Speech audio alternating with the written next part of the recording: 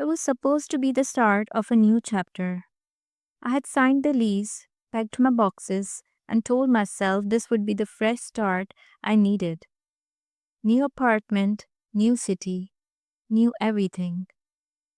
I arrived at the building soaked from head to toe thanks to the sudden downpour. My jeans were clinging to my legs. My tote bags were sagging with the weight of the wet books, and my mood was somewhere between mildly frustrated and borderline feral. The landlord had left the key taped to the inside of the mailbox. Unit 4B. I found the right floor, or so I thought, and the key slipped in easily. I stepped inside, grateful the place was already furnished like promised. Clean, quiet, warm. The layout matched what I remembered from the photos. A little minimal for my taste, but at least I wouldn't have to assemble furniture alone at midnight. I dropped my bags by the door and exhaled. Finally, I walked to the kitchen, opened the fridge. Empty. Figures. I tore off my boots and dropped onto the couch, too tired to care that everything smelled vaguely like cedar and solitude. I had barely shut my eyes when I heard the front door open. Then footsteps. Then a male voice, sharp, confused, and not remotely happy. "Excuse me?" I sat up. A tall guy stood just inside the doorway, dripping from the rain, jaw clenched, eyes narrowing at me like I had just broken in. Which I realized with a sudden chill I kind of had. He looked like a walking warning sign. Black hair, strong jaw, broad shoulders, and an expression that could curdle milk. I stood up quickly. "Oh, I think there has been a mix up." "You think?" he snapped. "Who are you and why are you in my apartment?" "I just moved in," I said, pulling my phone from the pocket, trying not to panic. "The landlord said 4B. I assumed this is 3B. I froze.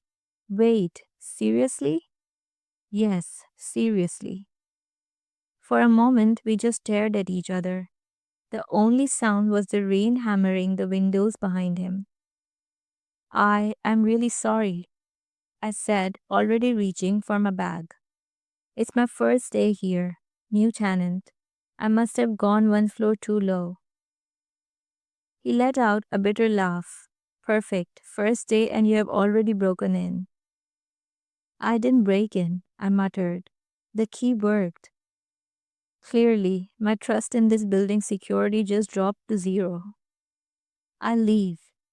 He looked me over once, then toward the rain, still slamming the pavement outside. He muttered something under his breath I couldn't quite catch, then said, "Stay, just for the night, but don't touch anything. Don't move anything. And don't talk to me unless it's life or death." I blinked. He walked into the kitchen, muttering, "Unbelievable. Not exactly the welcome I imagined. But I was tired, cold, and more importantly, I was not going back out in that rain.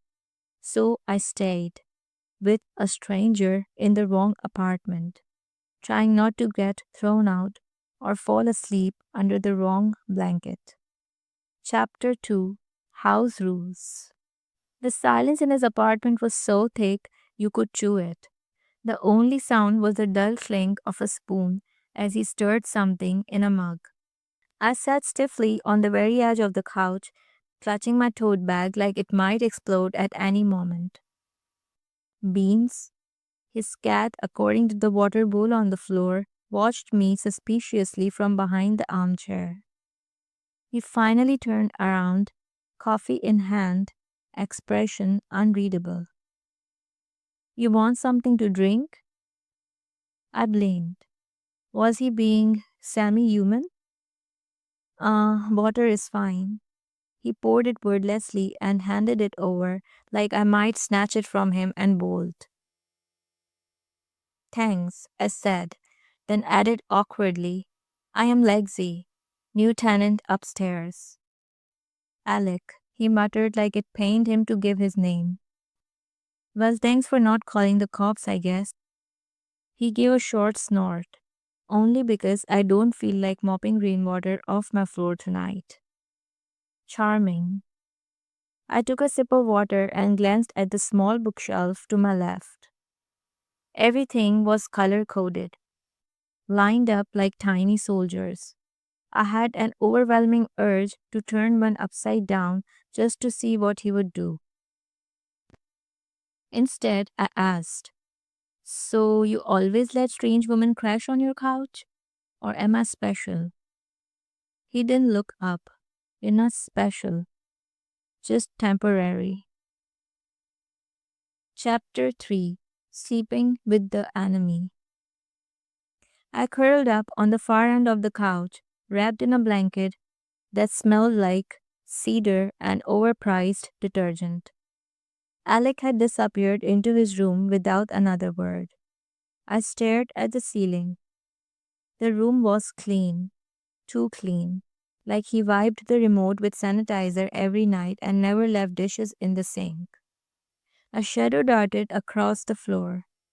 Beans. You judging me too, fuzzball? I whispered. She blinked slowly. Judgy. Chapter 4 Morning After Mood Swings. I woke up to the smell of coffee and bacon. For one irrational second, I thought he would make me breakfast. I padded toward the kitchen. Alec glanced up, saw me, and immediately went back to buttering his toast, like I was background noise. Morning, I said cautious.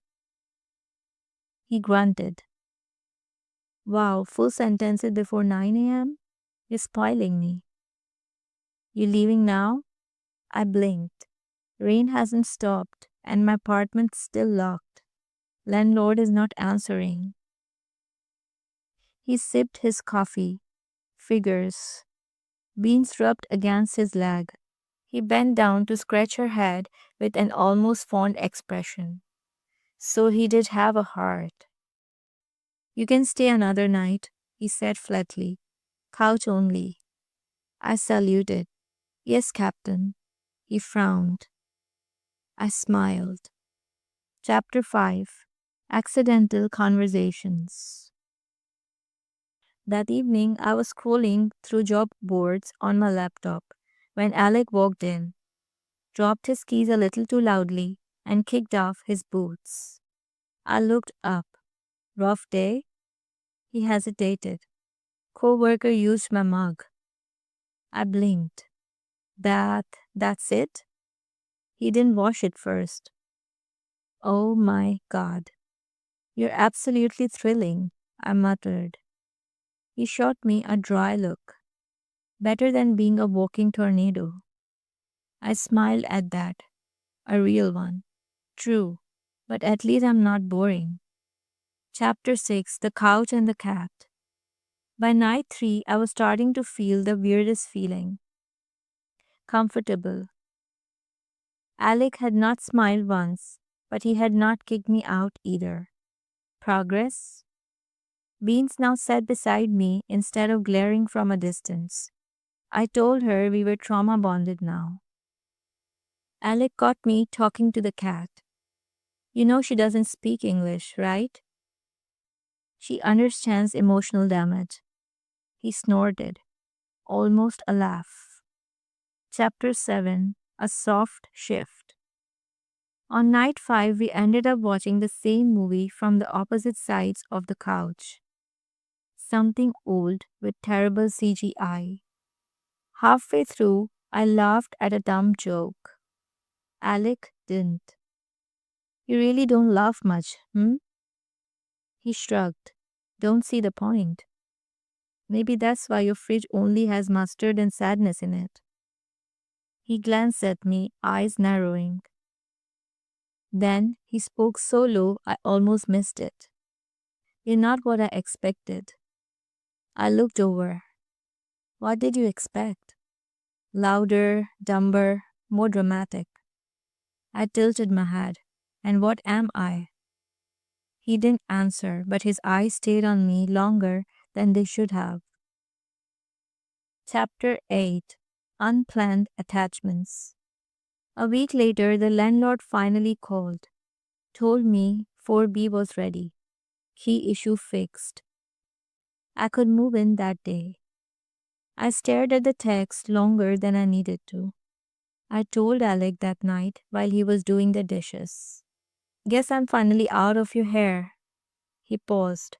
He didn't look at me, just said, cool. Nothing else.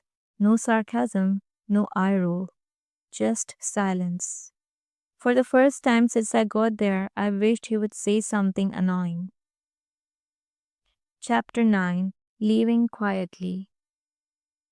I packed my bag the next morning.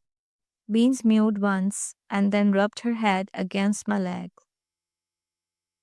Alex stayed in his room. I left a note on the counter. Thanks for the space and the coffee. You're still the grumpiest man alive, but not the worst. Lexi. I didn't expect him to read it, but he did. Chapter 10 One knock later. That night I couldn't sleep. My new apartment was clean, warm, and quiet. Too quiet. At 11:47 p.m., there was a knock at my door. I opened it. Alex stood there, hands in his pocket, looking like he hated everything about being there. You left your charger, he said. I raised a brow. Did I? He handed it over, but didn't leave.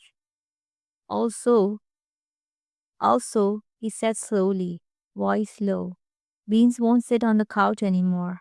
She keeps staring at your side. I tried not to smile. Maybe she just misses the drama.